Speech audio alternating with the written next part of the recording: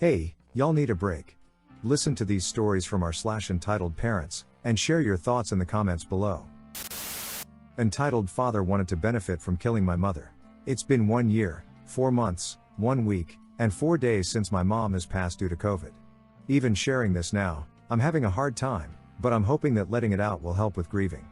When she first tested positive while working at the VA Northern California healthcare system in Oakland, I told my father to take my mom to be seen by a doctor and to get her help. She passed away 8 days later. She never told us how bad it was, just for us to stay away so we don't get COVID from her. My father is a Navy veteran, medically and mentally ill, and he's a Trump supporter who drank bleach literally. He threatened to divorce her if she got vaccinated with the mark of the beast, and adamantly told his children that we will all die from the vaccine. During her last days, she had reached out to my father's siblings to beg them for help convincing him to take her to the hospital or for them to take her. The morning before she passed, his sister was able to convince him to take her. She lost consciousness when she arrived and was immediately admitted to the ICU. She passed away a couple hours later on October 9, 2021 at 12:28 p.m. in room number 242, ICU 2H4. I contacted the funeral home to make arrangements, gave my apartment to my youngest sister, and moved back in to take care of my father. I then arranged and coordinated to have a funeral in America and her home country simultaneously, so that her family who weren't able to come to America can still attend. My aunts deserved to see their sister buried. That was non-negotiable. My mom's friends started a GoFundMe, which funded her celebration of life both in America and in her home country. My father has a lot of health and mental issues. My mom was his primary caregiver. When I moved in, I took care of him physically, mentally and financially. I made sure he ate, took his meds, didn't shoot himself with my mom's guns that he made her buy because he couldn't qualify to get his own, and paid all of our family bills, food, gas, mortgage, car notes, electricity, water, cell phone bills to name a few. I also finance our youngest sister's living and school expenses while she finished nursing school. All while I'm trying to maintain my own bills and household. During that time, my father felt more entitled than he already did. He wanted to tell me what to do, but admit that he doesn't know what he's doing when I do exactly what he says to show him it won't work or doesn't work that way. He also wanted me to pay for everything by myself while he had over $5,000 in income every month on top of what my parents had in savings for a rainy day, which was substantial. There were several straws that broke the camel's back per se. Aside from wanting me to do as I'm told but wanting me to take care of everything he's unable to in his grief, he kept pushing the issue of cutting off my youngest sister. He insisted that she's an adult and should be able to take care of herself if she would have made better decisions. This, coming from the same adult who's not able to take care of himself due to long-term alcohol abuse. I've tried over and over again to explain that our mom was generous enough to have supported my brother and I, and that we wouldn't be where we are in life without her support.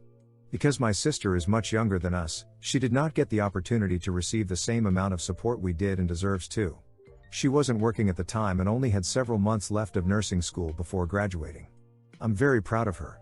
The next straw that broke the camel's back was when I had asked to transition from me paying all of his bills, to using his own income to pay for his own bills instead of just hoarding as much as he could. That's when crap went downhill fast.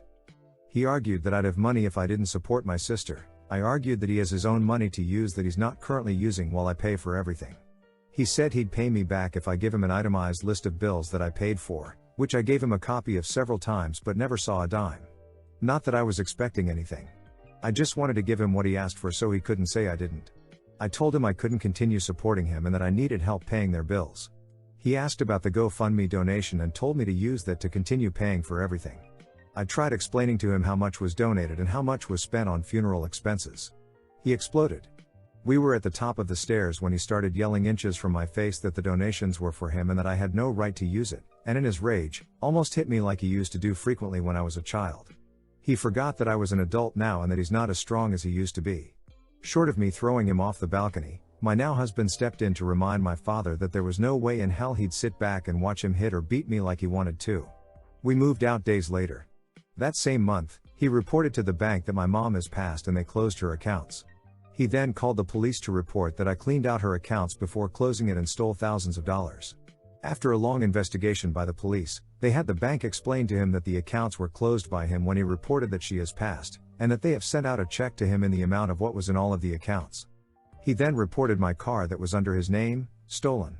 After yet another long investigation, The police concluded with video and testimonial evidence from the dealership that the car was not stolen and that he had bought the car with the intention of having me drive it.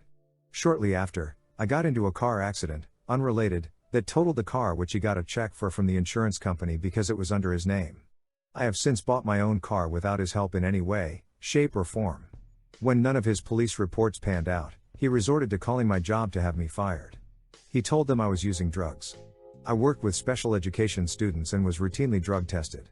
When he started showing up to the school, I was let go because he has made it an unsafe situation for any students to be exposed to. He then started showing up to my apartment to break into my car and leave things on my front door to let me know he came by. He attempted to break in once, but my dogs prevented him from entering intact. We have since moved to another city and no longer knows where we live. I've cut off all communications with him. I've since gotten married and given birth. Family members and my mom's friends keep asking if my father has met my child or if he knows he's a grandfather. My mom shouldn't have allowed an abusive alcoholic around her children. I will not allow him to be around mine. TLDR, alcoholic and physically abusive father kept my mom from getting the medical care she should have gotten, and felt entitled to benefiting financially from her death by keeping donations that was meant for her funeral and having me pay for everything. I rock-bottomed an entitled dad at work after he slapped my manager. This happened last year, but I just discovered this subreddit, so I feel like this story fits here. I work at a music store. My store sells instruments, obviously, rents out instruments, repairs instruments and provides private lessons. I get some crazy customers every now and then, but this is one where I got physical. This mom, dad, and their child, who looks to be about 10ish years old, walk in and I could immediately tell the kid is attention deficit. Super hyper, asking questions to his parents randomly, running to the pianos and pounding on the keys, and just wouldn't stop his hyperactivity. Anyway, they come and want to rent out a trumpet because kid wants to be in band and orchestra. Dad just had a frown on his face the whole time while mom was being very civil and, at the same time, trying to calm the kid down while dad just had the, "I really don't want to be here at all," look on his face. I tell the parents that renting a trumpet is $26 a month before tax. $20 goes into equity that can be used to purchase an instrument in the future, and the other $6 is for our liability damage waiver, LDW, in case it gets damaged, lost, stolen, etc. That extra $6 a month would get him something else if the worst happened. The mom agrees to everything, but the dad scoffed and rolled his eyes and asked if the LDW is optional. I tell him yes, but it's very highly recommended because if something happens to the trumpet, they will be liable for the cost if they don't get the LDW. He assures to me that nothing will happen and that he doesn't need to pay extra for bullcrap. I didn't tell the parents this, but based on what I'm seeing out of the kid's behavior, I had that feeling in my bones that something was going to happen to the trumpet due to the kid's hyperactivity. It takes roughly 5 minutes to do the paperwork for a rental. About halfway through, dad says to mom, "This is taking for effing ever. I'm gonna walk to Home Depot and get my tools, there's a Home Depot right across from the parking lot." Mom says that the gentleman, me, is almost done and tells him to be patient. He just tells her to grab the kid and meet him there when it's done. He then left. Mom apologized for his behavior and finished the rental with that guilty look on her face. After mom and hyper kid left, I joked with my coworker and told him, "Just wait and watch them come back in the near future with a damaged trumpet without the LDW." He agreed but laughed it off, just like I did. And I thought that was the end of everything. My joke turned out to be a foreshadow. 3 days later, I'm working with my manager and the dad comes in by himself with the trumpet out of its case. His pupils were also dilated, so I had to guess he was high on something that was not weed. The trumpet's lead pipe was bent at a damn near 45-degree angle and there was a nasty dent in the bell. When I asked him what happened, the guy straight up said, "You assholes rented us out a bad trumpet that cannot withstand damage. I work in construction and I know that metal doesn't bend after it's dropped." That was bullcrap because, from personal experience, brass instruments do bend and dent if they're dropped. And especially since this is a low-brand instrument, which we do normally rent out to beginner players, it is way more sensitive. He was demanding that he gets another trumpet with better quality. My manager asked him if he signed up for the LDW. Dad said, "F no. I didn't want to pay for anything but a rental fee." My manager then told him that we couldn't get him another trumpet without the LDW, so he is liable for the cost of repair. Dad wasn't having any of it. But my manager did tell him that's our company policy. On to the climax.